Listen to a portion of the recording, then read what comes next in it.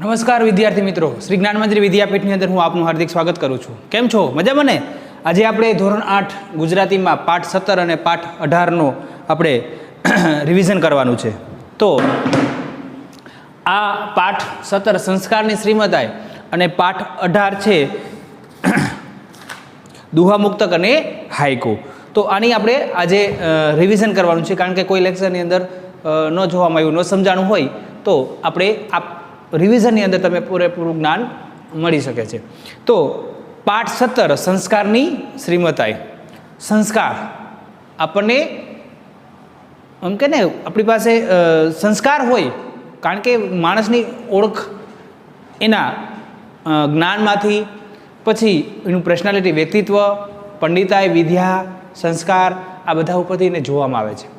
એટલે માણસની ઓળખ ખબર પડે કે આનામાં કેટલા સંસ્કાર છે, બરાબર છે. તો એના આધારે અહીંયા સંસ્કારની શ્રીમતાઈ પાઠ અહીંયા સરસ મજાનો રજૂઆત કરવામાં આવી છે, અને એના લેખકનું નામ છે અહીંયા આપણે સાહિત્ય પ્રકાર છે કુટુંબ કથા. કુટુંબ એક પરિવારની જે કથા છે સંસ્કારની શ્રીમતાઈ, કે સંસ્કાર શું વસ્તુ છે એ આ પાઠની અંદર આપણને ખ્યાલ આપે છે, સમજાવે છે. પાઠનો સાહિત્ય પ્રકાર છે કુટુંબ કથા, અને આપણે લેખક પરિચયની અંદર જોઈએ તો કે કુંદનિકા કાપડિયા આના લેખક છે.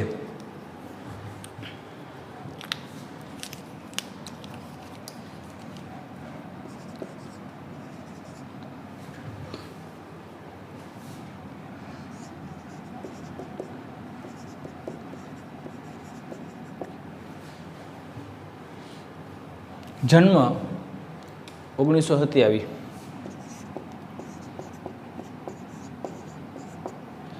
વતન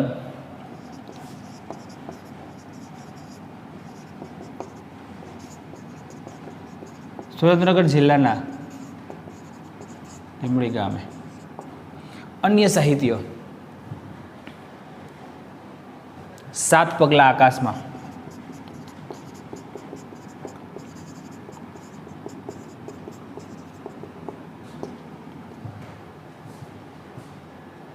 નવલકથા છે પરમ સમીપે,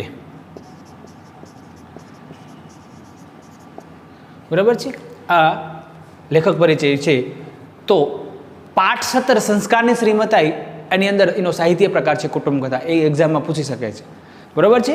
એટલે આ કુટુંબ કથા. પછી લેખક પરિચયમાં એના લેખકનું નામ એટલે કે કર્તા કુંદનિકા કાપડિયા. જન્મ ઈસવીસન 1927. વતન સુરેન્દ્રનગર જિલ્લાના લીંબડી મુકામે.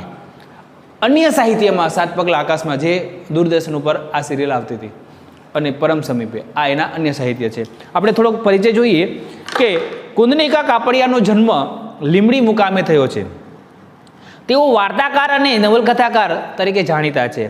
પ્રેમના આંસુ, કાગળની હોડી વગેરે એમના જાણીતા વાર્તા સંગ્રહ છે. પ્રેમના આંસુ અને કાગળની હોડી એમના એમ કે છે વાર્તા સંગ્રહ છે. 7 પગલા આકાશમાં બહુ ચર્ચાયેલી નવલકથા છે. 7 પગલા આકાશમાં મેં વાત કરી ને, 7 પગલા આકાશમાં બહુ ચર્ચાયેલી, અને દૂરદર્શન પર આ સિરિયલ આવતી હતી. આવડી આ સિરિયલ આકાશમાં, 7 પગલા આકાશમાં. એમ પરમ સમીપે વિશિષ્ટ રીતે તૈયાર કરેલો એક પ્રાર્થના સંગ્રહ પણ છે. પરમ સમીપે એક પ્રાર્થના સંગ્રહ છે. અને અન્ય સાહિત્યની સાથે સાથે સમાજ સેવા અંગીકાર કરીને હાલ તેઓ વલસાડ નજીક નંદીગ્રામમાં સ્થાયી સાહિત્ય સર્જન કરીએ છે. હાલમાં તેઓ નંદીગ્રામની અંદર સ્થાયી છે, એમ રહેલા છે. હવે પાઠની અંદર મેં તમને વાત કરી કે આજે આ લેખક પરિચયની અંદર એમનો જન્મ છે, આ પરિચય છે, આ બધું યાદ રાખવાનું છે, બરાબર છે. હવે અહીંયા મુખ્ય ટોપિક સંસ્કારની શ્રીમતાઈ, બરાબર છે. શ્રીમંત માણસો, પૈસાદાર માણસો, એ તમે જુઓ તો એના સંસ્કાર હોય ને તો જ આપણે એને સંસ્કારથી જ માણસને ઓળખ આપીએ છીએ. તો સંસ્કારની શ્રીમતાઈ શેમાં છે એ આ પાઠની અંદર રજૂઆત કરવામાં આવી છે. કારણ કે ઘણી વખત પૈસા હોય છે આપણી પાસે, ધન દોલત હોય છે, પણ સંસ્કાર નથી હોતા. અને સંસ્કાર હોય છે, પૈસા હોય છે પણ સંસ્કાર નથી હોતા, અને સંસ્કાર હોય છે, આ પૈસા નથી હોતા. આવું બધું બનતું હોય છે. એટલે અહીંયા સરસ મજાનો, જ્યારે સુખની પરિસ્થિતિ હોય ત્યારે શું થાય છે, અને દુઃખની પરિસ્થિતિ, જ્યારે ઓચિંતા દુઃખ આવી જાય છે ત્યારે શું પરિસ્થિતિ આખી બદલાઈ જાય છે, એ આ પાઠની અંદર રજૂઆત કરવામાં આવી છે. તો આપણે મુખ્ય ભાવાર્થ જોઈએ કે માનવ જીવનની ઘટમાળ એવી છે કે જેમાં સુખ પછી દુઃખ, ચડતી પછી પડતી કુદરતના ક્રમ પ્રમાણે અવશ્ય આવતા જ હોય છે. માનવ જીવનની આ એક એમ કે છે એવી ઘટમાળ છે કે માણસને જન્મથી લઈ અને મૃત્યુ સુધી ક્યાંય સુખ નથી હોતું, કે ક્યાંક ને ક્યાંક એ દુઃખ અનુભવે છે. એવી રીતે ચડતી કે પડતી, માણસની ચડતી ને પડતી પણ આવી છે. બાળપણમાં દુઃખ ભોગવું હોય તો એને આગળ જવાનીમાં સુખ પણ મળે છે. પછી એટલે ચડતી અને પડતી સુખ અને દુઃખ આ જીવનની ઘટમાળ છે, અવશ્ય જરૂર આવતા જ હોય છે. એમ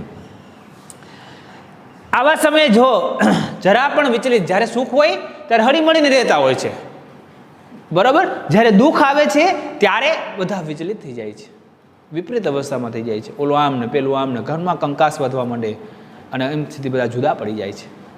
એટલે વિચલિત થયા વગર અહીંયા સ્વસ્થતા જાળવી રાખવી છે.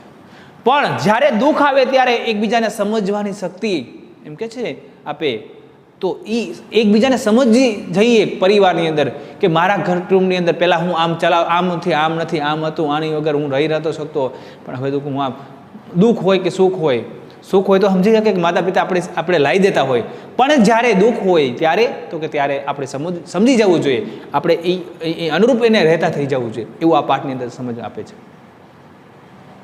જાહો જહાલી, એક સમયે જગમોહનદાસ મુખ્ય પાત્ર છે.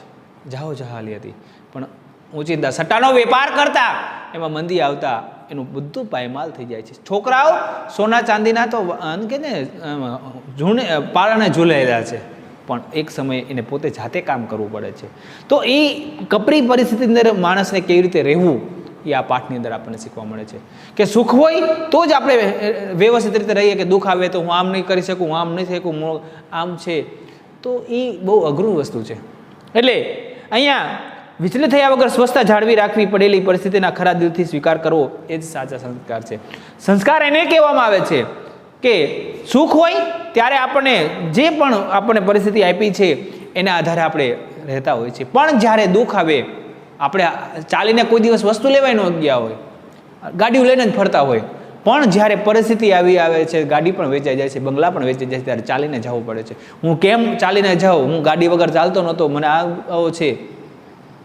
તો સાચી સંસ્કારની શ્રીમતા એને કહેવામાં આવે છે કે જે પરિસ્થિતિ આવી છે એમાં સમજ શક્તિ મેળવવાની છે અને એને અનુરૂપ રહેવાનું છે. એ સાચા સંસ્કાર છે. આ પાઠની અંદર એ શીખવા મળે છે, બરાબર છે.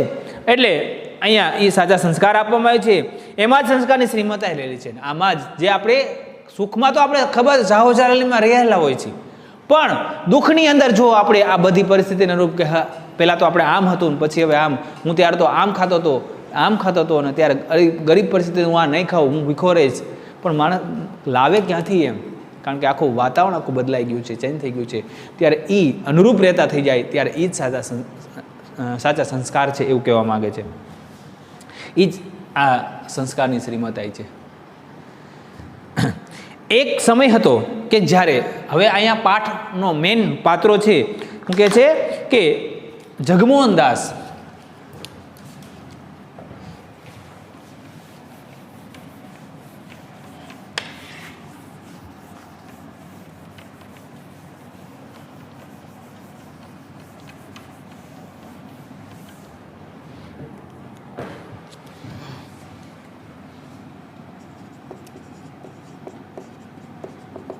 પાઠના પાત્રો છે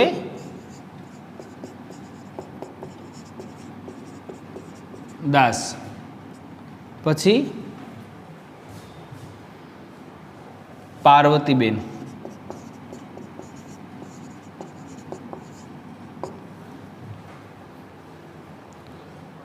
પિતા દયાળજીભાઈ,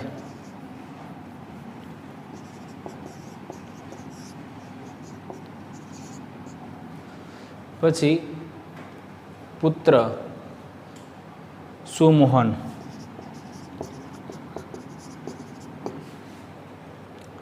ઉત્પલા,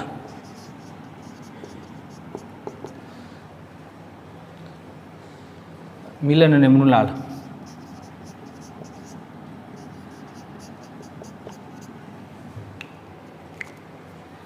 અને પ્રીતિ.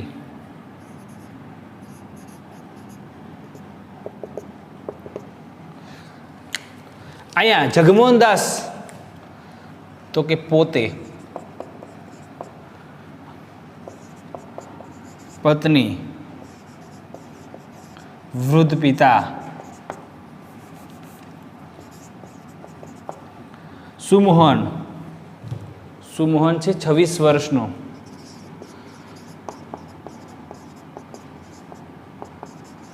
પુત્ર ઉત્પલા પુત્રવધુ.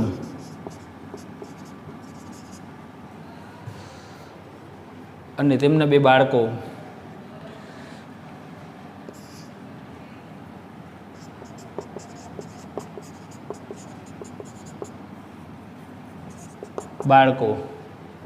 અને 16 વર્ષની પુત્રી પ્રીતિ.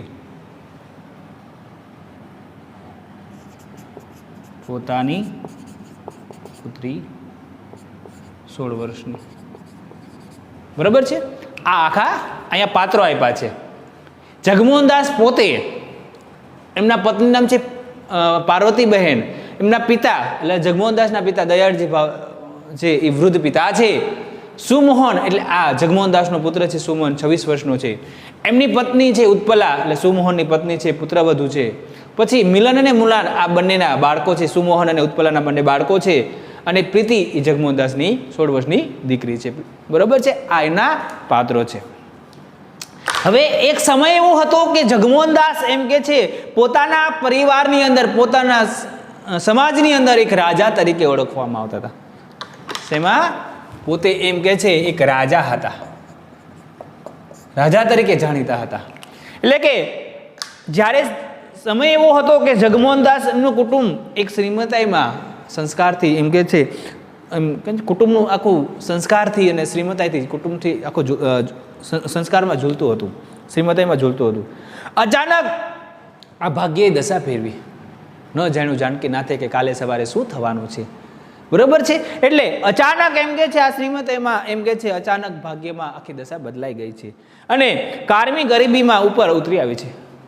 ધીમે ધીમે ધીમે ધીમે ધીમે ધીમે બધું વહેવા લાગ્યું છે, જવા લાગ્યું છે. હવે શું કરવું એમ. અને આ કુટુંબ પર કારમી એમ કે છે બહુ દુઃખી પરિસ્થિતિ આવી ગઈ છે. ત્યારે કુટુંબનો એક પણ સભ્ય અબાલ વૃદ્ધ સૌ સ્થિતિની વાંક કાઢવાનો કે આના કારણે જો આ બધા એક વ્યક્તિના સેજ નાની એવી ભૂલના કારણે, કારણ કે જે લક્ષ્મી જે આવેલી છે એ એક કંઈક કારણ હોય ને તો જ એ જતી રહે છે. એટલે એક વ્યક્તિના કારણે આ બધાને ભોગવવું પડે છે. એટલે કોઈ એકબીજાનો વાંક નથી કાઢતા, ગુનો નથી કાઢતા. એ જ મુખ્ય મુદ્દો આ પાઠની અંદર સંસ્કાર છે અને એ જ સંસ્કારની શ્રીમતાઈ છે. મુખ્ય પાઠનો ભાવાર્થી કહે છે. નકર આપણે ઘરની અંદર સેજ એક ભૂલ થઈ ગઈ હોય એના કારણે આપણે થોડુંક આમ આપણા ઘરને નીચું જોવાનું થતું હોય ને ત્યારે આપણે ઓલાને વારો કાઢને મજબૂર કરી નાખી બિચારા. તારા કારણે આમ થયું છે, આમ થયું છે, તું જ આમ હરખો રહ્યો હતો નહોતો, તે આમ કરી નાખ્યું, જિંદગી આમ કરી નાખી, કેટલું બિચારા આપણે. પણ આ તો કુદરતની આફત છે, કુદરતી આફત છે. સુખ પછી દુઃખ ને દુઃખ પછી સુખ. એટલે અહીંયા જગમોહનદાસ અને એનો પરિવાર છે એ પરિવારની અંદર કોઈ એકબીજાનો વાંક ગુનો નથી કાઢતા અને એ નિરાશ થવાને બદલે એમ કે છે હવે નિરાશ નથી થવાના, પણ પોતપોતાના ભાગે જે કાર્ય થતું હોય ને એ કાર્ય કરવા માંડ્યા છે. આમાંથી બહાર તો નીકળવું ને, એકબીજાનો સહકાર હોય ને તો જ એમાંથી બહાર આવી. આપણે તો હમુતાને પાડે હેઠા, આને થયું આમ થયું, હજી પાડો, હજી ઊભો ન થવો જોઈએ એમ આવી પરિસ્થિતિ થાય છે. ત્યારે એમ કે છે કે એ નિરાશ નથી થતો અને છતાં એમ કે છે એક જો આ બધા જે વ્યક્તિ નીચે પડી ગયો હોય ને પણ બધાનો સહકાર મળે ને તો જ એ વ્યક્તિ ઊભો થઈ શકે છે. એટલે અહીંયા પરિવાર પોતે જગમોહનદાસ જ્યારે જાઓ ચાલે ત્યારે રાજા તરીકે ઓળખવામાં આવતા હતા સમાજની અંદર. એમના વર્તુળની અંદર, એના સમાજની અંદર રાજા તરીકે ઓળખાતા. પોતે અત્યારે એક 50 રૂપિયાના મકાનની અંદર ભાડે રહે છે અને ત્યારે આ બધાએ સહકાર આપી અને જગમોહનદાસને પાછા બેઠા કરી દીધા, ઊભા. એટલે પરિવારનો સહકાર મળ્યો છે એટલા માટે. એટલે એકબીજાનો પ્રેમ હશે ને તો જ આ બધું સફળતા, વૈભવ આ બધું મળે છે. એટલે ભાગે કર્તવ્ય કરવાનું, બજાવ્યનું એકમેક મદદરૂપ થવાનું અહીંયા ચાલુ રાખે છે. અને જે પણ કાર્ય થતું હોય, વૃદ્ધ પિતા પણ ખુદ કહે છે કે મારાથી જાય ને એટલું હું કામ કરીશ. પોતે દરેક પોતાના આધારે કામ કરતા હોય છે એવું. અને અહીંયા જે સંસ્કારની શ્રીમતાઈમાં કુંદનિકા કાપડિયા આ પરિવારને ઓળખે છે. આપણે પાઠની શરૂઆત કરીએ કે જગમોહનદાસ એમના શ્રીમત હતા, એમના વર્તનમાં એ રાજા તરીકે ઓળખવામાં આવતા હતા. લક્ષ્મીદેવી 2 હાથે એમને આરતી ઉતારતી હશે. લક્ષ્મીદેવી એટલે કે એટલા બધા શ્રીમત હતા કે એને 2 હાથે મહેરબાની કરી હશે. લક્ષ્મી એની પર મહેરબાની, 2 હાથે આરતી ઉતારવી એટલે લક્ષ્મી જાઓ ચાલે ખૂબ 2 હાથે આરતી ઉતારવી એટલે ખૂબ મહેરબાની થઈ હશે. ₹60 લાખના ખર્ચે દરિયા કિનારે બંધાવેલો એમનો આસમાની આનંદ મહેલ. કયો મહેલ? આનંદ મહેલ.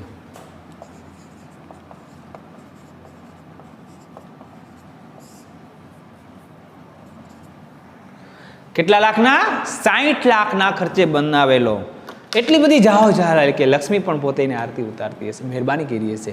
એટલે દરિયા કિનારે બંધાવેલો તેમનો આસમાની આનંદ મહેલ રાત્રે દીવાના ઝળાળતી અલકાપુરી જેવો યાદ આવે છે. અલકાપુરી એટલે સ્વર્ગલોક કે છે. આ 60 લાખમાં બનાવ્યો છે.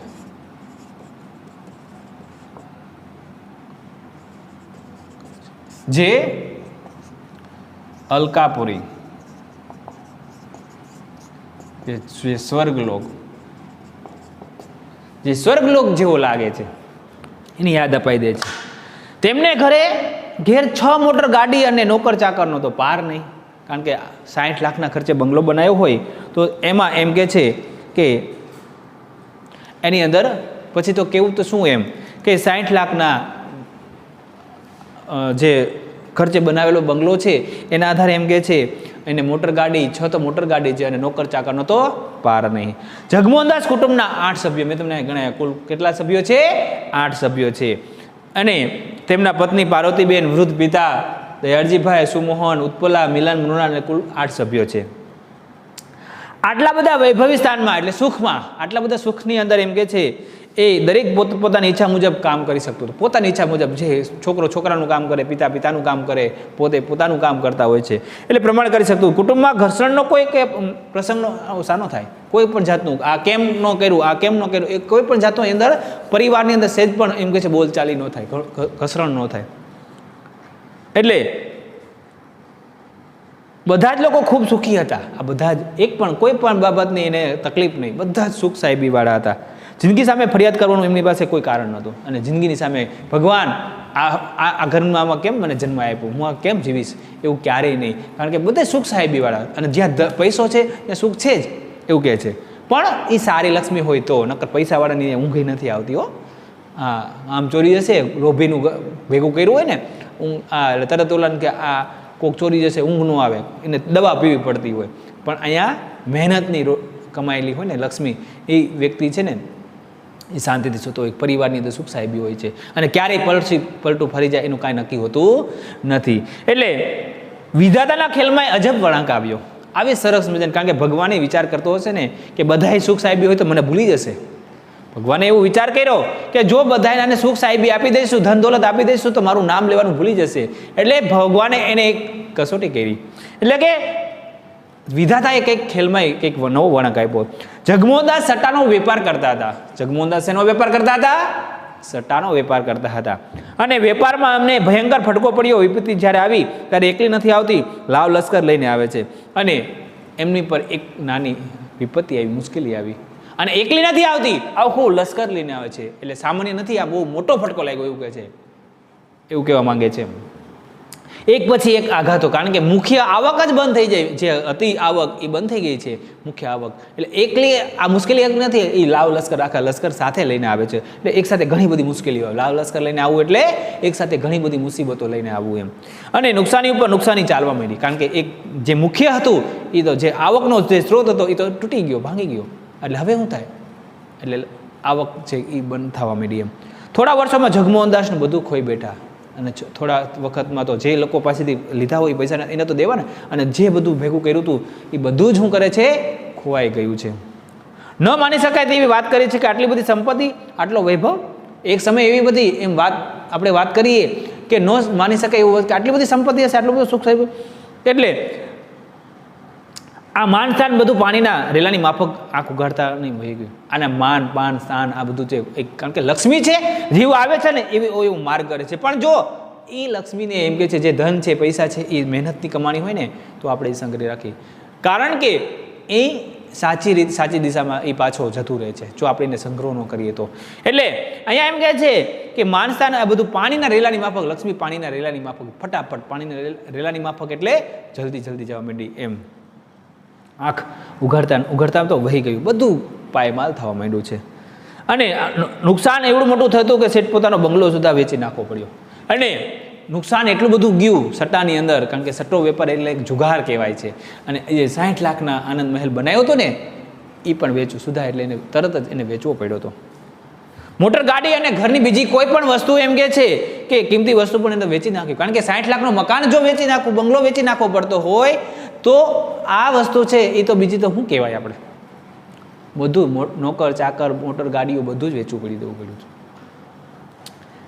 અતિશયોક્તિ વગર, એટલે અતિશયોક્તિ એટલે બધું કહેવું પણ કહેવાય એની પરિસ્થિતિ, એમ કે અતિશયોક્તિ વગર કે ખરેખર હકીકતમાં એવી પરિસ્થિતિની અંદર કે માનો ખરેખર સોનાના પારણામાં તેમના બાળકો ઝૂલી આવે છે. વધારે પડતું ન કહેવાય પણ એમ કે છે કે વધારે પડતું આમ ચડિયાતું બતાવવામાં કહેવાની સ્થિતિ, એમ એટલે કે સોનાના પારણામાં એના બાળકો ઝૂલ્યા હશે એવું કહેવા માંગે છે.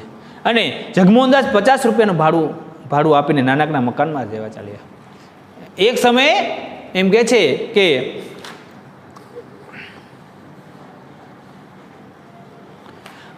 હોય તેના કરતાં વધારે બતાવું, અતિશયોક્તિ એટલે અહીંયા એમ કે છે કે ખરેખર આ બંને બાળકો છે ને, સુમોહન અને પ્રીતિ, એના બાળકો છે એ પોતે એમ કે છે કદાચ સોનાના પારણાની અંદર હિંચકાની અંદર ઝૂલાય છે એમ કે છે. અને આજે તો કે 50 રૂપિયાના મકાનની અંદર ભાડે રહેવા વહી ગયા છે. બોલો, આખું કેવું આખું બદલાઈ ગયું, બદલાવ આવી ગયો છે, ચાલ્યા ગયા છે. શ્રીમતાએ માણસના સ્વભાવને એક પ્રકારની અડગતા જજાવી દે છે. શ્રીમતાએ માણસને એક પ્રકારની એક અડગ લાવી દે છે, જાળવી રાખે છે.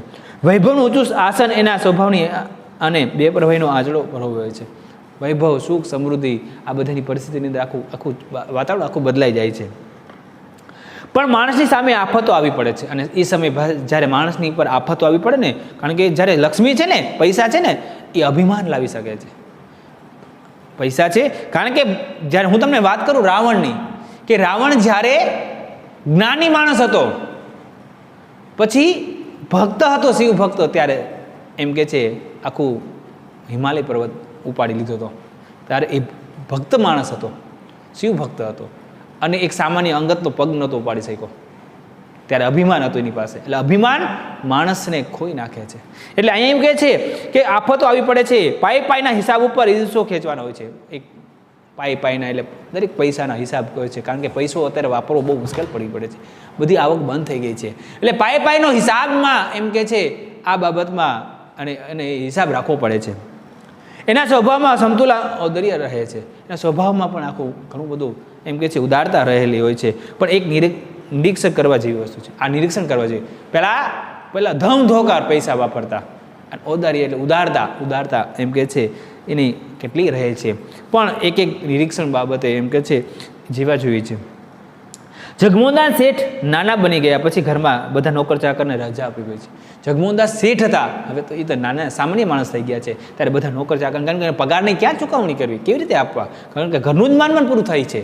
એટલા માટે નોકર ચાકરોને બધાને રજા આપી દે છે. કેવળ એક ઘાટીનું ઘરનું મકાન, એટલે એક સરસ મજાનું એક મકાન છે, એની અંદર એ લોકો રહે છે. એમ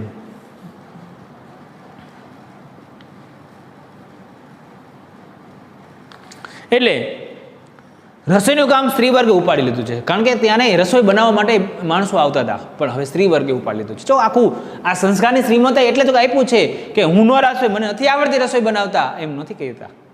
સ્ત્રી વર્ગે ઉપાડી લીધું છે. ઉત્પલા છે, એમના પત્ની છે, પછી પ્રીતિ છે, પાર્વતીબેન છે, એ પોતે જ આવું કામ ઉપાડી લે છે. એટલે એક સામાન્ય એવું મકાન છે, એ મકાન એમને અને પોતે રસોઈનું કામ છે સ્ત્રી વર્ગે ઉપાડી લીધું છે. ઝડપથી નવી મોટરોમાં ફરતા શેઠિયાને બદલે હવે એમને નાના સામાન્ય માણસોની અવરજવર વધી ગઈ છે. એક સમયે જગમોહનદાસના ઘરે નવી ચડકતી નવી કારો આવતી હતી, અને આજે સામાન્ય માણસની આવક વધી ગઈ છે, કારણ કે સામાન્ય વ્યક્તિ બની ગયા છે, અવરજવર વધી ગઈ.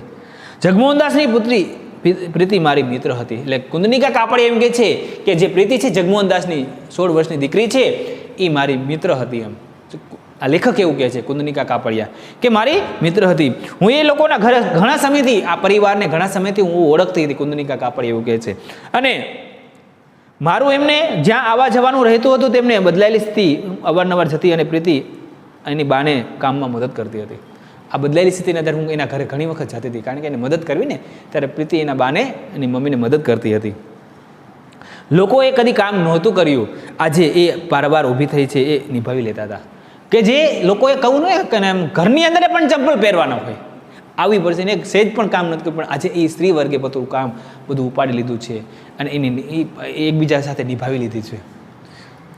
એક દિવસ બપોરે હું તેમને ત્યાં ગઈ, બહારના વરંડામાં દયાળજી પણ બેઠા હતા.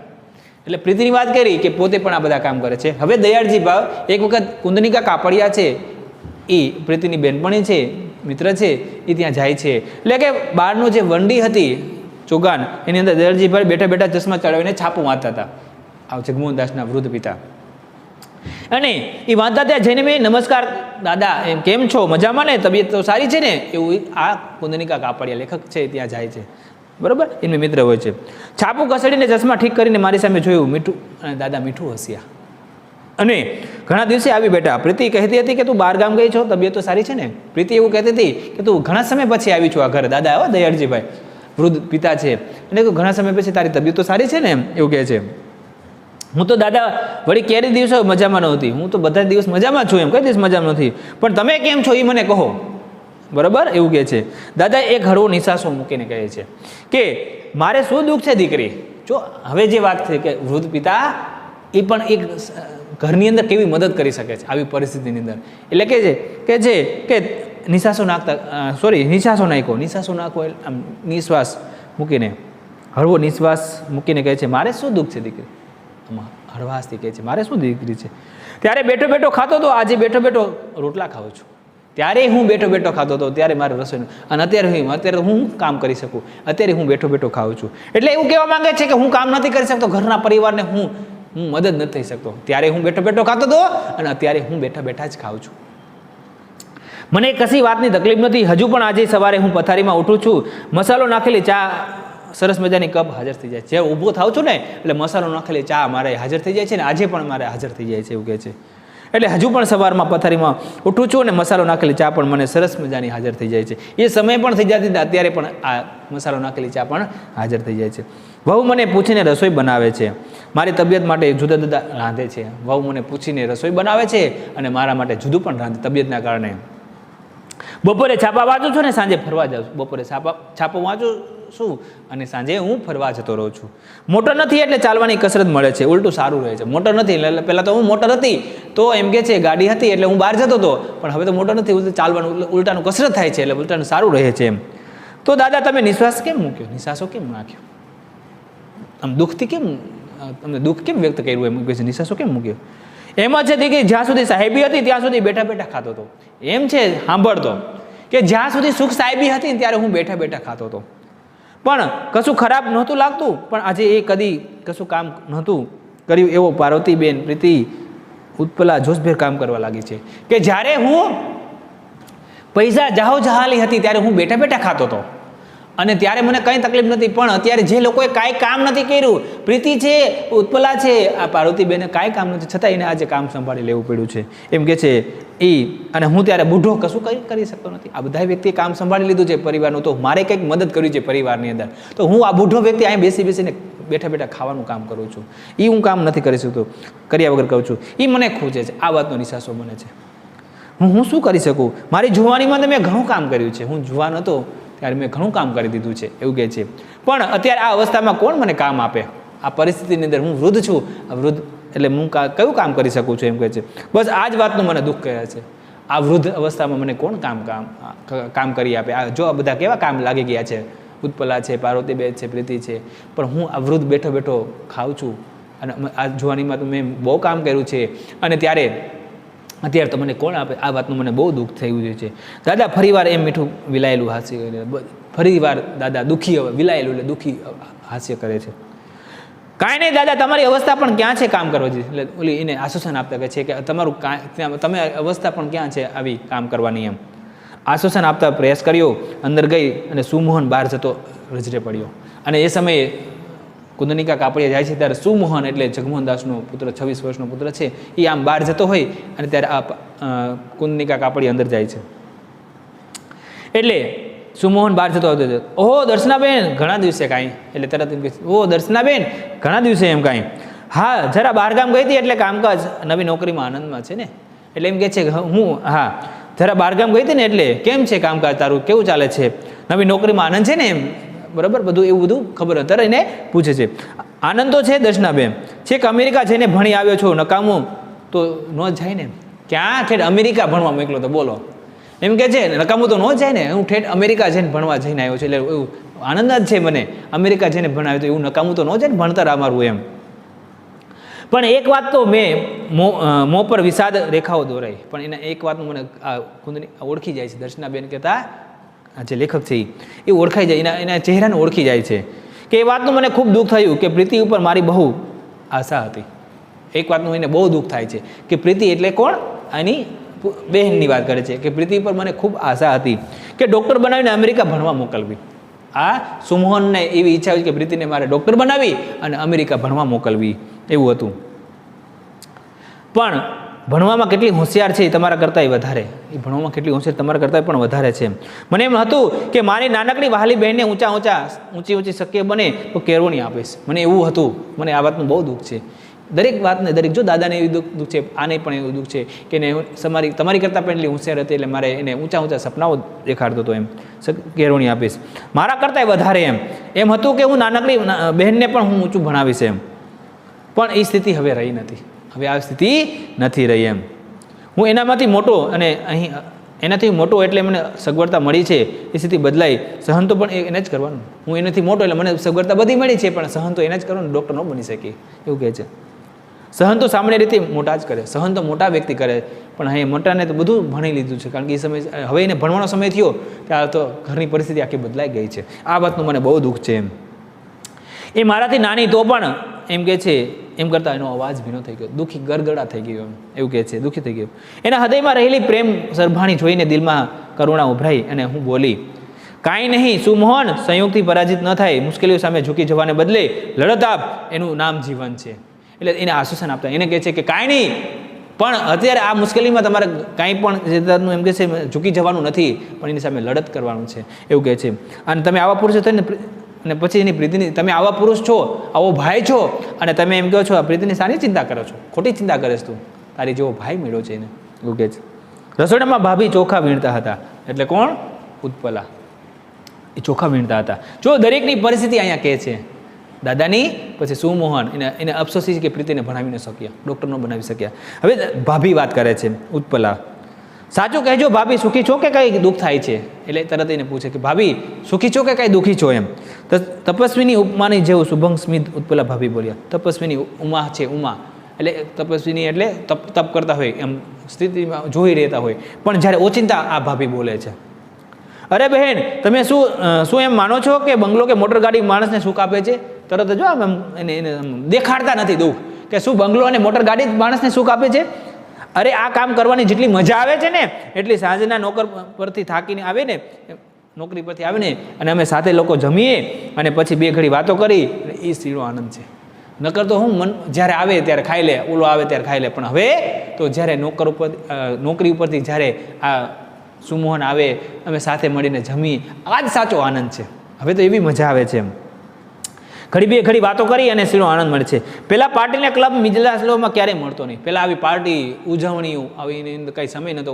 ઓલાના કામે જાય, ઓલાના કામે જાય છે, અને ત્યારે તો આવી મજા નથી. પણ હવે તો બધા સાથે મળીને અમે જમીએ છીએ. આ આનંદ છે, આજો છે. દરેક રંગનો મનમાં રહે છે. આજ સુધી ઘરકામ કર્યું નથી એટલે બરાબર ફાવટ નથી. આજ સુધી ક્યારેય ઘરકામ નથી કર્યું એટલે બરાબર મને ફાવતું નથી, બહુ ફાવટ નથી. પણ એમ કરતાં પુષ્કળ વાર લાગે છે. થોડું જે વાર કરતાં થોડીક વાર લાગે છે બનાવતાની, વાર લાગે છે. પણ પહેલે તો થોડું કર્યું હોત ને તો આજે આટલો વખત ન લાગે. પહેલાં તો થોડું કામ કર્યું હોત ને તો આટલો સમય બનાવતા વાર લાગે. થોડીક રોટલી બનાવવામાં, થોડીક શાક બનાવવામાં, જે પણ રસોઈ બનાવવામાં વાર લાગે છે, ફાવટ નથી આવતી એમ. એટલે થોડું ઘણું કમાઈ લીધા હોત ને તો બોજનો હલકો કરી નાખે. એટલે થોડું ઘણું કમાવાની સ્થિતિ હોય, કારણ કે નોકર ચાકરને પૈસા દેવા પડે, એટલે પોતે આ કામ ઉપાડી લે છે. એટલે એ પૈસા બચી જાય છે ને, એટલા માટે તો થોડું ઘણું આટલું કામ કર્યું હોત ને તો એ બોજ હલકો કરી નાખે. પણ એટલે થોડું ઘણું કમાઈ એમના બોજને હલકો કરી નાખે. બસ આટલો શોખ મનમાં થઈ શકે છે કે જો હું થોડુંક કમાયો હોત ને તો હું થોડુંક એના બોજને થોડોક હલકો કરી શકે, એવું કહે છે. જો ફાવટ હોત, એટલે જો મને ફાવતું હોત ને તો એટલો હું ઝડપી બનાવી શકે, અને એ ઝડપી બનાવી એટલો સમય વધે જ ને તો હું બીજું કંઈ કામ દે, અને કામ મને થોડું ઘણું મળે જ ને તો એ થોડુંક ઘણું કમાણી કરે, અને કમાણી કરે જ ને એટલો સમય હું આ લોકોને થોડોક જે ફટકો પડ્યો છે એમાં થોડુંક મદદ કરે. જો કેવું બધાને દુઃખની અસર થાય છે, બરાબર. કયા કયા પરિસ્થિતિની અંદર હું પરિવારને મદદ કરી શકું છું એ અહીંયા રજૂઆત કરે છે. હું ખોટી શાળામાં એમ કામ કરી શકીશ, હું કોઈ પણ શાળામાં એમ કામ કરવા માટે જતો રહીશ, પણ આ મને કામ કોઈ શાળાની અંદર કામ કરવાનું વાત કરે છે. પછી હું કોઈ શાળામાં એટલે કે સારું થોડુંક મને ફાવી જશે ને પછી કોઈ શાળાની અંદર કામ કરવા માટે જતી રહીશ, જે પૈસા આવે છે હું આ પરિવારને આપીશ એમ. પાર્વતીબેન મારા ફેરવીને હમણાં જ ઊભા થયા હતા. હવે પાર્વતીબેનની વાત કરે છે, જગમોહનદાસના પત્ની, એ પણ ઊભા થયા છે. એને જોતા બોલ્યા, આવ દર્શના, તું આવે છે ને તો અમને ગમે છે, એકલી પડી ગઈ છું. તું આવે છે ને અમારા ઘરની અંદર તો અમને ખૂબ જ ગમે છે, અમે બધા એકલા પડી ગયા છે. પ્રીતિ કોલેજમાં જાય અને ઉત્પલાને ઘરકામ મને અડવા સુદ્ધા દેતી નથી. અને પ્રીતિ છે કોલેજમાં જાય પછી ઘરે આવે છે એટલે મને કામ પણ અડવા દેતી નથી. મુનાન મિલના તૈયાર કરું છું તો પણ કહે છે, ના બા હું કરી લઈશ. અને આ બંને બાળકો છે, બંનેના મુનાન અને મિલનને કામ કરે છે તો ઓલા ના પાડી દે છે કે ના બા હું કરી લઈશ, સમજા તમે શાંતિથી બેહો. પછી આખો દિવસ શું કરવું, હવે આખો દિવસ મારે શું કરવું, કોઈ કામ કરવા નથી દેતું મને. એ હસી, કેવા નસીબદાર સાસુ છો તમે, આવી બહુ કઈ સહેલાથી મળતી હશે, તમે કેવા નસીબદાર સાસુ છો કે આવી બહુ, ન કરતો કેટલું બધું પરિસ્થિતિ આખી બદલાઈ ગઈ. આવો બેઠા છો, આમ બેઠા છો, આમ બેઠા છો, ઘરની અંદર આખું. પણ ગરીબ પરિસ્થિતિની જ્યારે ઓચિંતા ફટકો લાગી ગયો છે ને ત્યારે પણ તો એને કામ કરવા દેતા નથી. એ મારી નજીક આવીને ધીમે સ્વરે બોલ્યા, તો શું માને છે મને, મારું નસીબ છે? જો એ પોતાનું વેદના રજૂઆત કરે, આ મારું નસીબ છે, આ તો દાદાજીના પુણ્યનું ફળ છે, આ તો દાદાજીના પુણ્યનું ફળ છે. મને ખબર છે કે દાદાજીના દિલમાં ભગવાન બેઠા છે. આખી જિંદગી કદું ક્યારેય ખોટું કામ કરેલું નથી, એવું કર્યું પણ નથી, અને ખોટું બોલ્યા પણ નથી, કોઈ દિવસ તિરસ્કાર કર્યો નથી. આ એનું અમને પરિણામ છે, એટલે અમે આ ટકી રહ્યા છીએ. અને ભગવાને સંપત્તિ લઈ લીધી છે તો ઉલટાની વધુ અમને આપી દેશે. જે આ સંસ્કાર અમારા છે ને એ અમારા ધન છે, અમારી દોલત છે, સંસ્કાર છે. એટલો શોખ એટલો છે કે મુશ્કેલી નિવારવા માટે કોઈને કંઈ કામ ઉપાડી લેવું એ હું એકલી રહી ગઈ છું.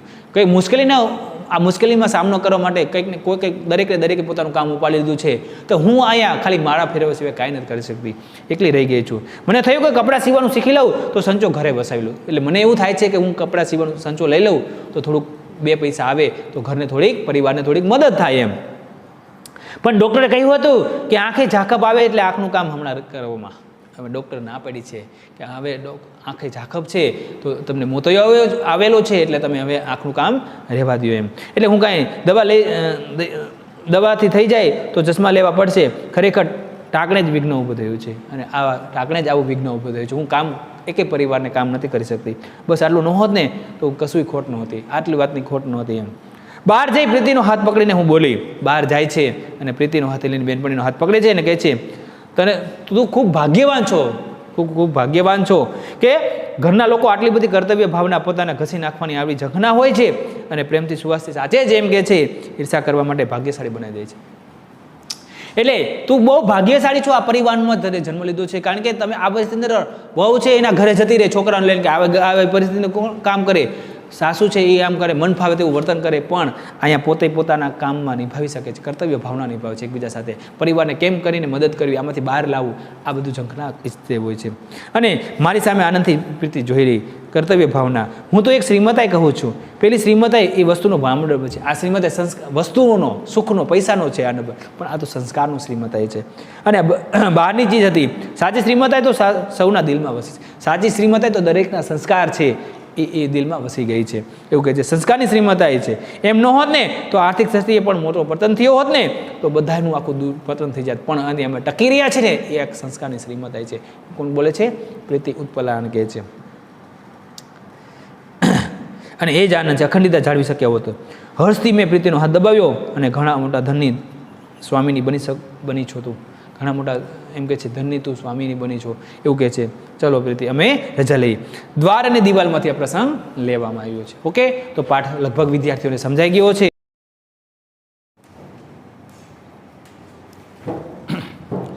ત્યાર પછી આપણે વિદ્યાર્થી મિત્રો 17મો પાઠ સંસ્કારની શ્રીમતાઈ, એ પાઠ દરેક વિદ્યાર્થીઓને સમજાઈ ગયો છે. ત્યાર પછી આપણે પેપરની અંદર લેખન વિભાગ છે એ આપણે જોવાનો છે. તો લેખન વિભાગની અંદર આપણે મુદ્દાઓ છે એ જોઈએ તો વિચાર વિસ્તાર,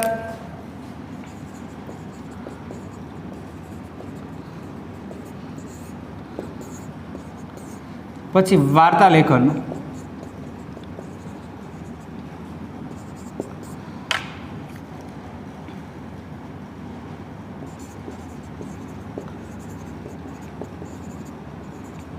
નિબંધ લેખન. ત્યાર પછી ગદ્યાંશ અને પદ્યાંશ. 5 મુદ્દાઓ છે એ લેખન વિભાગમાં આવે છે. એટલે વિચાર વિસ્તાર છે એની એક પેટર્ન છે, એ પેટર્નથી આપણે લખવાનું હોય છે. તો તમારે જ્યારે વિચાર વિસ્તાર પૂછાય તો 2 પંક્તિમાં પૂછાય ત્યારે એ 2 પંક્તિ ફરજિયાત લખવાની હોય છે. સફળતા જિંદગીની હસ્તરેખામાં નથી હોતી અને ચણાયેલી ઇમારત એના નકશામાં નથી હોતી, એ પૂછાય તો આપણે એ પહેલાં પંક્તિ લખીએ છીએ, પછી એની સમજૂતી લખીએ છીએ.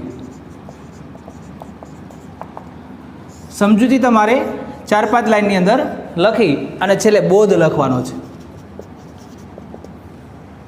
ત્યારે આપણને 3 માર્કનો જે વિચાર વિસ્તાર છે એ પૂછે. પણ તમારા વિચારને આધારે તમે કેવો વિચાર લખો છો, એમાં કહેવત લખી શકો છો, રૂઢિપ્રયોગ લખી શકો છો, કોઈ સુવાક્ય હોય, સુવિચાર હોય એ પણ તમે અંદર એડ કરી શકો છો. એટલે તમારા વિચારોના આધીન તમે કેવો વિસ્તાર લખો છો એનું કોઈ બંધન નથી હોતું. એ રીતે તમે આખું વિચાર વિસ્તાર લખી શકો છો. અર્થ વિસ્તાર કયો કે વિચાર વિસ્તાર કયો, બંને એક છે. એટલે આ વિચાર વિસ્તાર છે એ તમારે આગળના ધોરણમાં 9મા અને 10માની અંદર પણ તમારો ઉપયોગી થશે. મેં તમને લગભગ 2 સંસ્કૃતની અંદર અને 2 ગુજરાતીની અંદર કરાવ્યા છે. બરાબર છે. તો આ વિચાર વિસ્તાર છે એ તમારે વ્યવસ્થિત ક્યાંય ભૂલ ન થાય, ભાષાકીય ભૂલ ન થાય, એ ખાસ તમારે ધ્યાન આપવાની છે. ખાસ 2 પંક્તિ છે એ બ્લેક બોલપેનથી લખી શકો અથવા તમે બ્લુ બોલપેનથી લખવું હોય તો તમે ઘાટા અક્ષરથી વ્યવસ્થિત અક્ષર લખી અને પછી સમજૂતી એવું પેટર્ન પાડવાનું છે.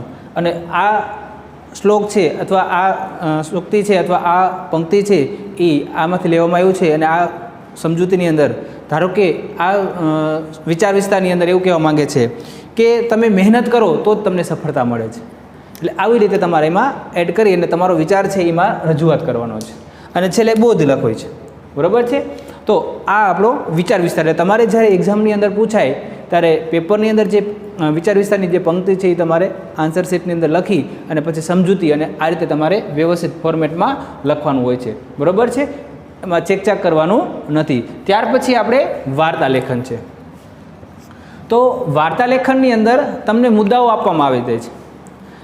તો મુદ્દાઓની અંદર એવું કહે છે કે એ જે એક મુદ્દો આપ્યો હોય એ મુદ્દાઓના આધારે તમારે એનો વિસ્તારથી વાર્તા લખવાની હોય છે. બરાબર છે. આપણે પ્રથમ સેમેસ્ટરની એક્ઝામ હતી ત્યારે આપણે ઓલા મૂર્તિકાર વિશેની એક મુદ્દાઓ આપ્યા હતા. એના આધારે તમે બધા વિદ્યાર્થીઓ સરસ મજાની વાર્તાઓ લખી હતી. હવે સેમેસ્ટર 2ની મતલબ આપણે વાર્ષિક પરીક્ષા આવે ત્યારે આપણે બીજી પણ કોઈ વાર્તા આપી દઈશું. તો એની અંદર એવું કહે છે કે જે મુદ્દાઓ છે અને એક મેં તમને નમૂનારૂપ કરાવી દીધું છે કે એ મુદ્દાઓ છે, એ મુદ્દાઓના આધારે તમારે વિસ્તાર લખવાનું કે એક જંગલ હતું, પછી ત્યાં 2 વિદ્યાર્થીઓ અથવા 2 બાળકો છે એ જતા હતા. આ મુદ્દાઓ છે એ તમને આપી દીધા હોય, તમારે એના આધારે વિસ્તારથી લખવાનું. પછી તમારે કોઈ એક ગામની અંદર અથવા કોઈ એક જંગલની અંદર 2 વિદ્યાર્થીઓ હતા એને તે તમારે વિસ્તારથી લખવાનું છે. ઓછામાં ઓછું 15 થી 20 લાઇનની અંદર તમારે આખી વાર્તા લખવાની છે. એમાંય છેલ્લે કદાચ બોધ મળતો હોય તો તમારે બોધ લખી શકો છો. બરાબર છે. તો આવી રીતે તમારે એનું વાર્તાનું લેખન કરવાનું છે. ખાસ એ ધ્યાન રાખવાનું છે કે એ વાર્તા લખો ત્યારે એમાં વિષયાંતર ન થઈ જાય. જે તમને મુદ્દાઓ આપ્યા છે એ મુદ્દાઓને આધારિત તમારે એ વાર્તા અંદર લખતું જવાનું છે. હવે મુદ્દો આપ્યો હોય તમને કે જંગલની અંદર જતા હતા ત્યારે રસ્તાની અંદર કોઈ રીંછ મળ્યું.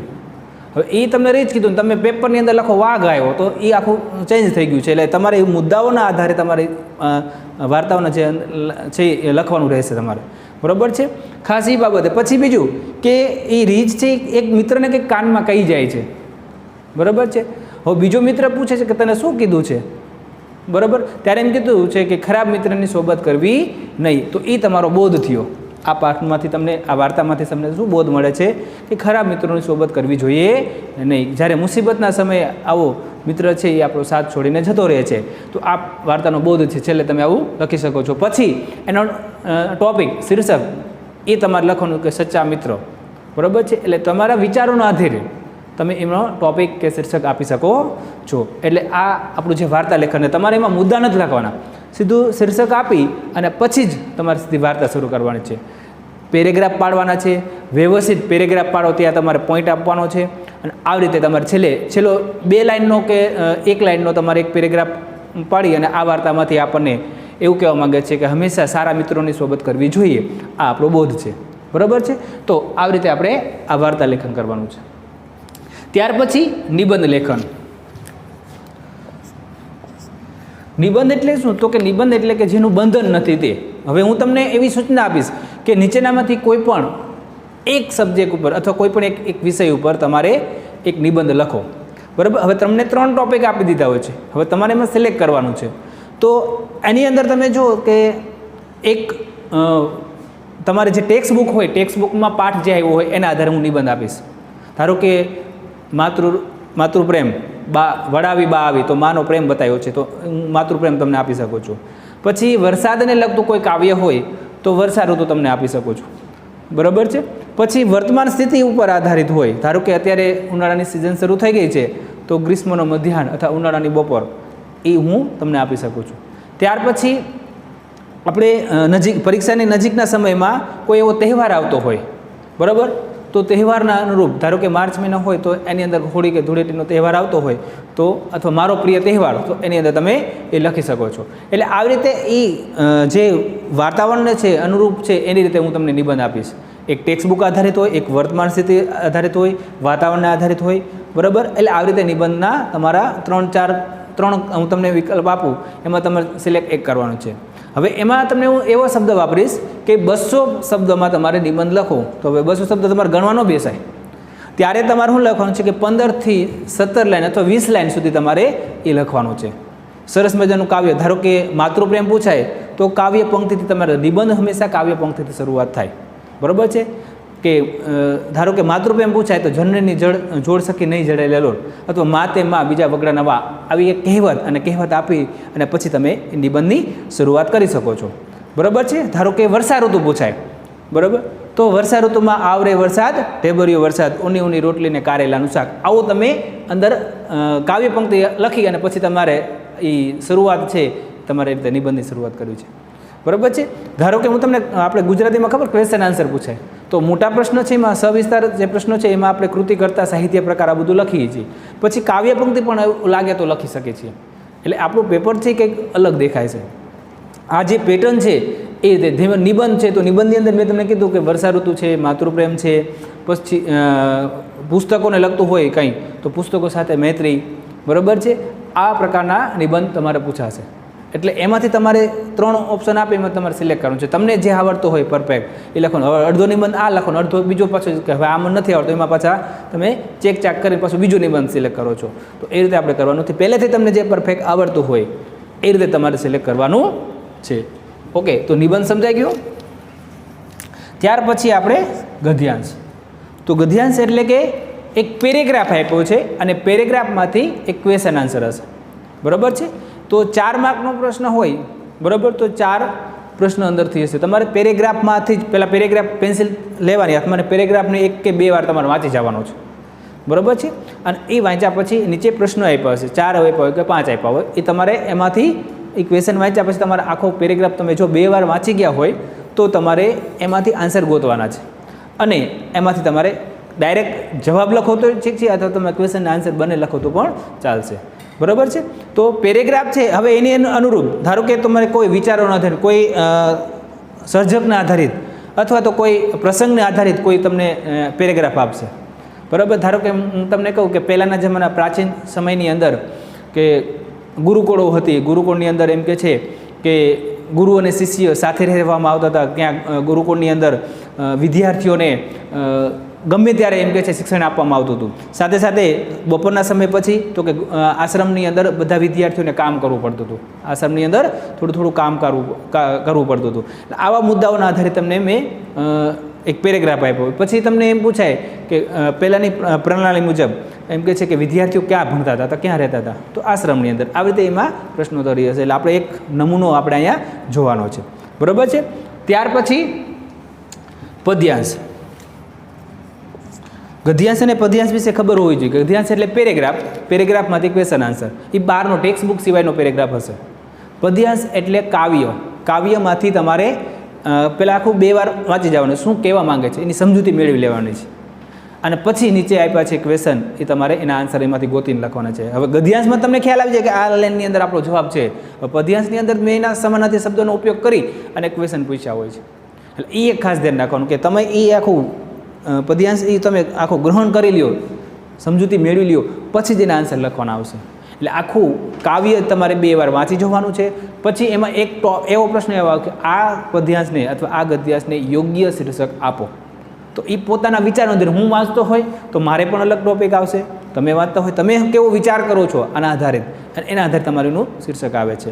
બરાબર છે. તો આ જે લેખન વિભાગ છે એ લેખન વિભાગના આપણા આટલા મુદ્દાઓ છે.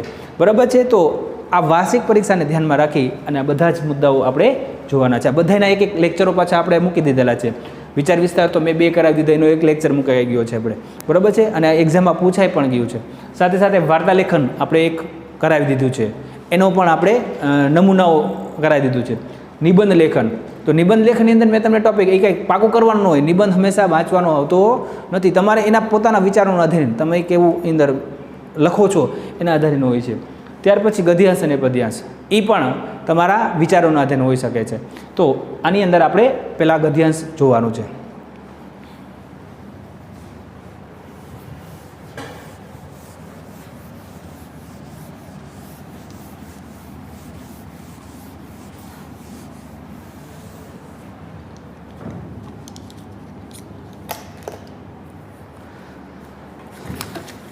હવે આપણે ગ્રામરનું મટીરિયલ આપ્યું, એમાં 2 આપ્યો નમૂના રૂપ આપ્યા છે. આપણે એમાં જોઈએ.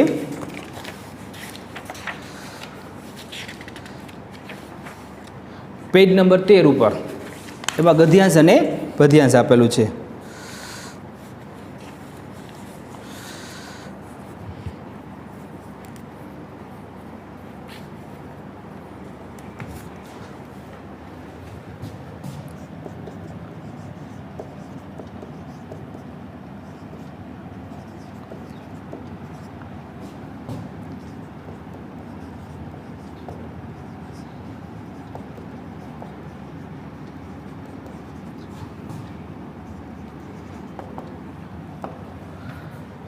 સૂચના એવી આપી છે કે નીચેનો ગદ્યખંડ વાંચીને પ્રશ્નોનો જવાબ તમારે લખવાના છે.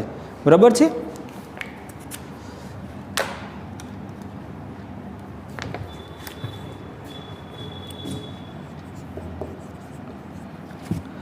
પ્રાચીન તપોવનમાં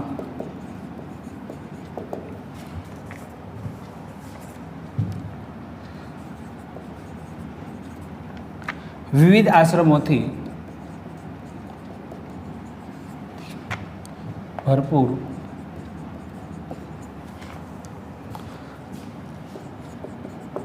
હતા. કેટલાક આશ્રમો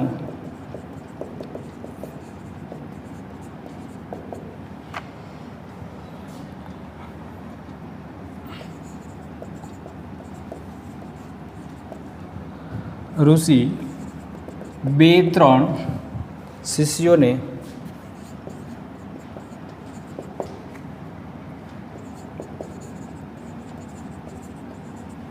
અધ્યયન કરાવતા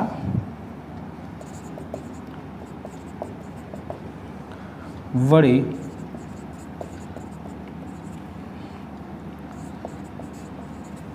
સાંદીપની ઋષિના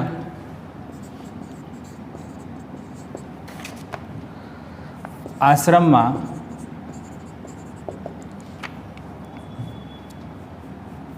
આશ્રમ જેવા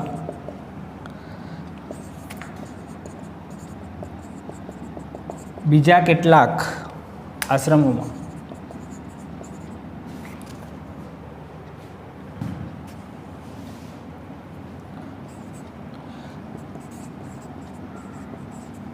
પ્રસિદ્ધ વિદ્યાગુરુ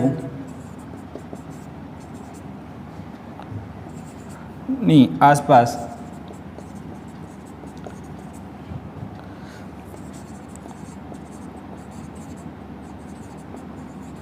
અનેક વિદ્યાર્થી એકઠા થતા હતા.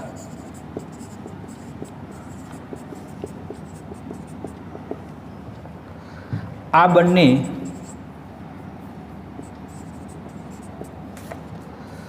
પ્રકારોમાં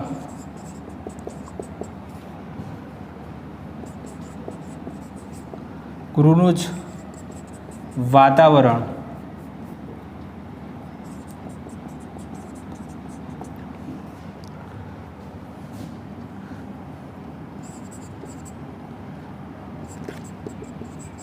પવડતું હતું. આ શિષ્યકાળ દરમિયાન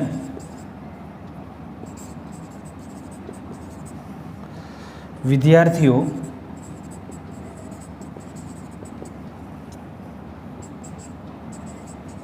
ગુરુના ઘરમાં અથવા આશ્રમમાં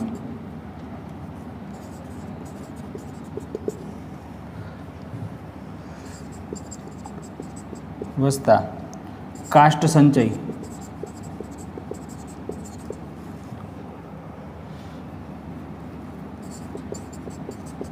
કરતા, ઢોર ચરાવતા,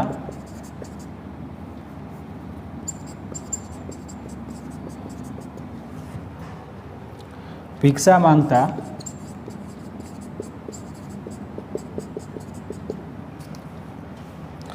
ગુરુની અંગત સેવા કરતા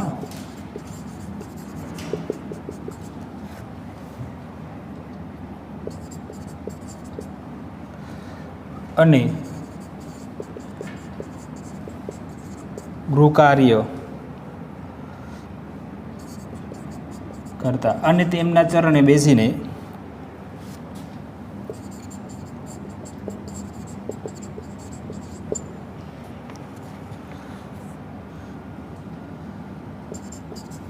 જ્ઞાન મેળવતા.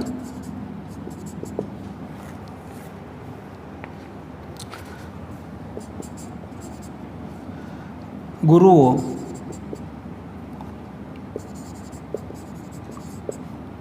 એમના શિક્ષણ કાર્યમાં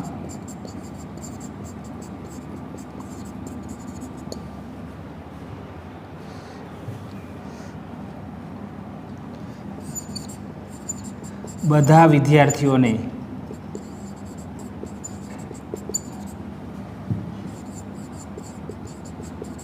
મદદ કરતા. વિદ્યાભ્યાસ પૂર્ણ થયા પછી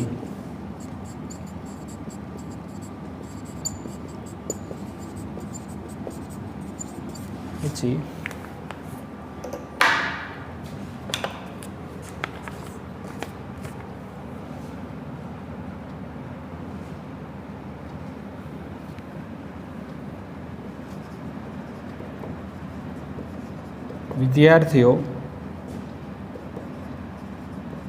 ગુરુને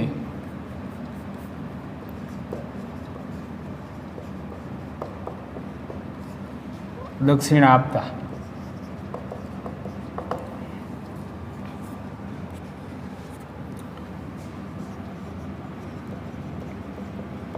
શિક્ષણના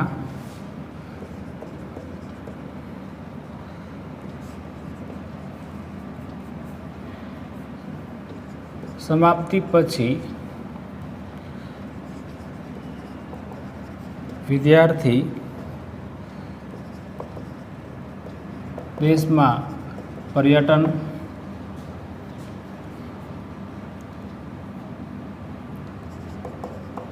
કરતો અને ગુરુ પાસેથી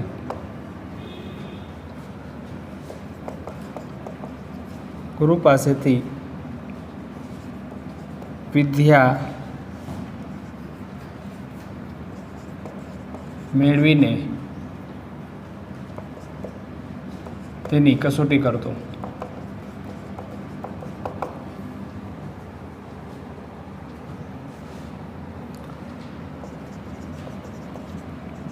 ત્યાર પછી તે ગૃહસ્થ જીવનનો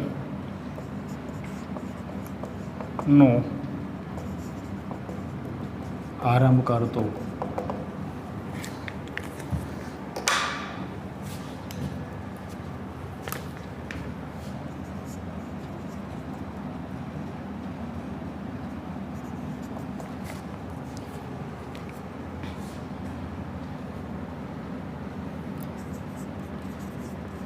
પ્રાચીન સમયમાં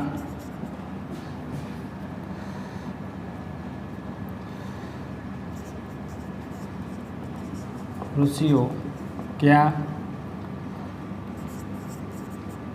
નિવાસ કરતા? બીજું, આશ્રમમાં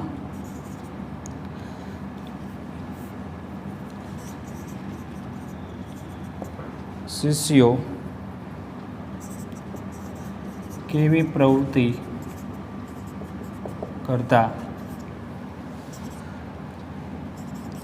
ત્રીજું,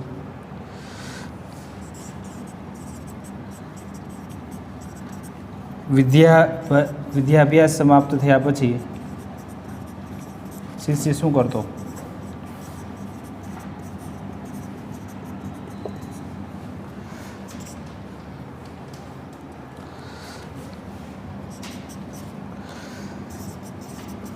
કયા આશ્રમમાં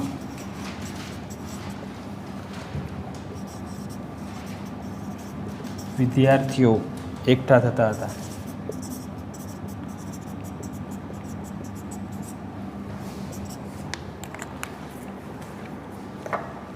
ચલો, દરેક વિદ્યાર્થીનું બોર્ડ ઉપર ધ્યાન કે આ પેરેગ્રાફ છે એ પેરેગ્રાફ તમારે પેપરની અંદર આપેલો છે અને ક્વેશ્ચન પણ આપેલા છે.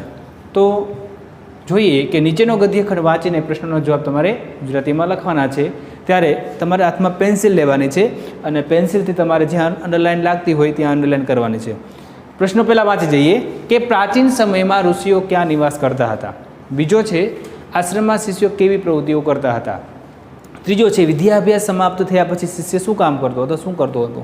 અને કયા આશ્રમમાં વિદ્યાર્થીઓ એકઠા થતા હતા? 4 અને 5મો છે યોગ્ય શીર્ષક આપો તો કોઈ પણ બીજો પ્રશ્ન પૂછાઈ શકે છે. હવે આપણે આખો પેરેગ્રાફ વાંચીએ કે પ્રાચીન તપોવનમાં વિવિધ આશ્રમોથી ભરપૂર હતા. એટલે કે પહેલાંના જમાનામાં જે વિવિધ તપોવનની જે આશ્રમોની હતી એ ભરપૂર હતા. કારણ કે વિદ્યાર્થીઓને શિષ્યોને એમ કે છે એક સરસ મજાનું ગામથી થોડે દૂર આશ્રમ હતા અને ત્યાં વિદ્યાર્થીઓ છે એ કદાચ ત્યાં રોકાતા પણ અને અમુક વિદ્યાર્થીઓ નજીકના હોય તો એ ત્યાં આવતા પણ.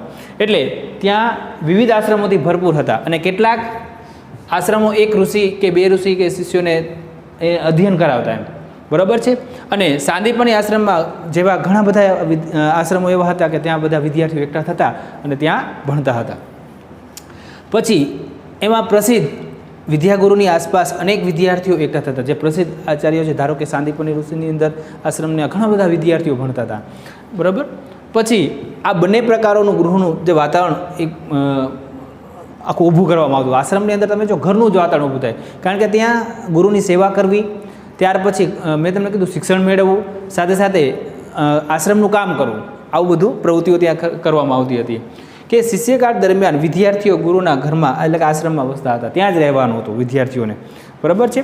પછી કાષ્ઠ સંચય એટલે લાકડાઓ કાપવા, ત્યાર પછી ઢોર ચરાવવા, કારણ કે ત્યાં ગાયો હોય તો એ આશ્રમની ગાયોને એને ચરાવવા જવું પડતું હતું. પછી પાણી ભરવું, વૃક્ષોને પાણી પાવું, આ બધી બાબતો છે આશ્રમની અંદર આ બધું કાર્ય વિદ્યાર્થીઓને શિષ્યોને કરવું પડતું હતું. તમે કદાચ કૃષ્ણ ભગવાનનો જે પ્રસંગ છે એ તમે જોયો છે કે લાકડા કાપવા માટે તમે 9મા ધોરણની અંદર આવશો તો એવો પ્રસંગ પણ આવશે. અને કદાચ મહાભારતના પ્રસંગની અંદર તમે જોયું પણ હશે કે સુદામા અને કૃષ્ણ ભગવાન બંને એમ કે છે લાકડા કાપવા માટે જંગલની અંદર જાય છે અને ધોધમાર વરસાદ શરૂ થાય છે. બરાબર છે. તો આવી રીતે ત્યાં કાઠ સંચય એટલે કે લાકડાઓ ભેગા કરવા માટે જવું પડતું. પછી ગાયો છે તો આશ્રમની ગાયોને ચરાવવા જવું પડતું હતું. પછી કોઈ ભિક્ષા માંગવા માટે પણ જવું પડતું. ગુરુ એમ કહે છે કે નજીકનું ગામ છે તો તમારે ત્યાંથી ભિક્ષા માંગી આવો, તો ભિક્ષા માંગવા માટે પણ જવું પડતું છે. પછી ગુરુની અંગત સેવા કરવી. બરાબર છે. ત્યાર પછી ગૃહ કાર્ય કરવું, એની સફાઈ કરવી, આખા જે આશ્રમ છે આશ્રમની અંદર તમારે સફાઈ કરવાની. એટલે આવી બધી બાબતો ત્યાં શિષ્યોને કામ કરવું પડતું હતું. પછી ગુરુના ચરણે બેસી અને શિષ્યો છે એ એમ કે છે પહેલાં તો આવી કે બેન્ચીસને એવું હતું નહીં, એક વૃક્ષ નીચે સરસ મજાનું એમ કે છે વૃક્ષ હોય એના છાંયે બેસી અને વિદ્યાર્થીઓ છે એ પોતાનું શિક્ષણ કાર્ય મેળવતા હતા. એટલે આવી રીતે અને વિદ્યાર્થીઓ એકબીજાને મદદ કરતા હતા. અને વિદ્યાભ્યાસ પૂર્ણ થઈ જાય પછી એમ કે છે કે વિદ્યાર્થીઓ ગુરુને કંઈક ને કંઈક દક્ષિણા આપતા જાય છે.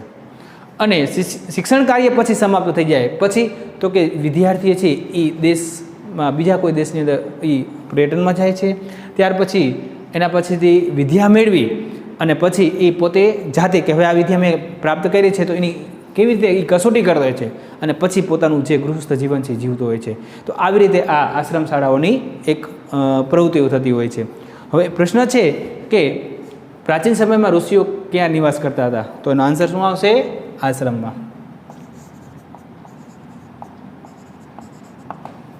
બરાબર છે, તમારે આ પેરેગ્રાફમાંથી ગોતવાનો છે. તમારે પૂરા વાક્યમાં જવાબ લખવાનો આવશે.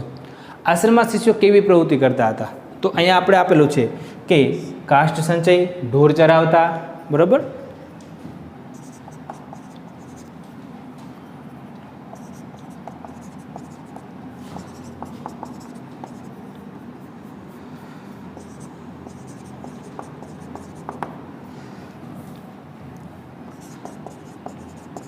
ભિક્ષા માંગવી, બરાબર, વગેરે કાર્યો એ કરતા હતા.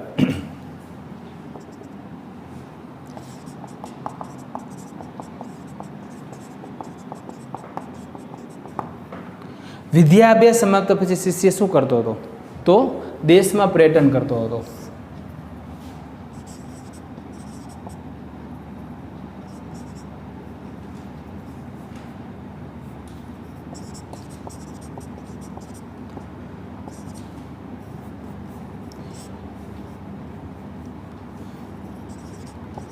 થયા પછી વિદ્યાર્થી તો શિષ્ય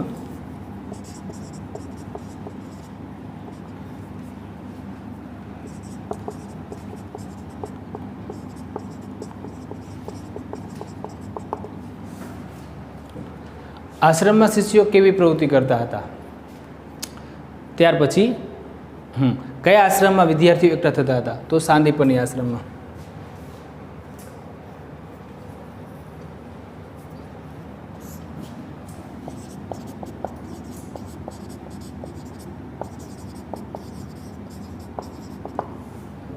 બરાબર છે. આવા રીતે તમારે પેરેગ્રાફ વાંચવાનો છે, ક્વેશ્ચન તમારે વાંચી અને પછી આમાંથી આન્સર લખવાના છે. તો દરેક વિદ્યાર્થીઓ પહેલાં મેં લગભગ નમૂનો આપી દીધો છે, પણ છતાંય તમારે સ્ક્રીનશોટ પાડો તો પાડી શકો છો.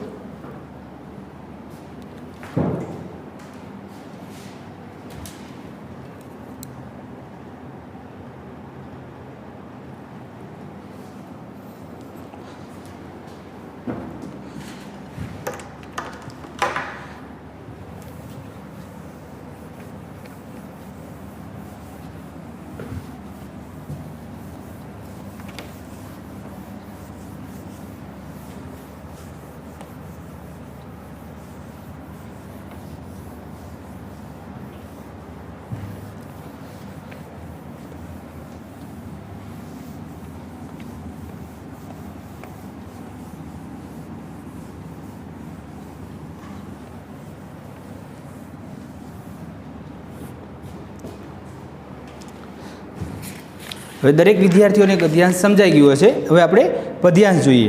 તો પદ્યાંશની અંદર એવું છે કે કાવ્ય આપ્યું છે અને કાવ્યના આધારે તમને પ્રશ્ન પૂછવામાં આવે છે. બરાબર છે. તો તમારે કાવ્ય કંઈ લખવાનું નથી. કાવ્યની સમજૂતી મેળવ્યા પછી તમારે એમાં જે ક્વેશ્ચન છે એ તમારે કાવ્યમાંથી ગોતી અને પછી આન્સર લખવાના છે. એટલે તમને નમૂનારૂપ મેં કાવ્ય આપી દીધું છે, તો એ તમારે એકવાર જોઈ લેવાનું છે. ઓકે. તો આજનો આપણે આ લેક્ચર પૂર્ણ કરીએ છીએ. જય હિન્દ, જય ભારત.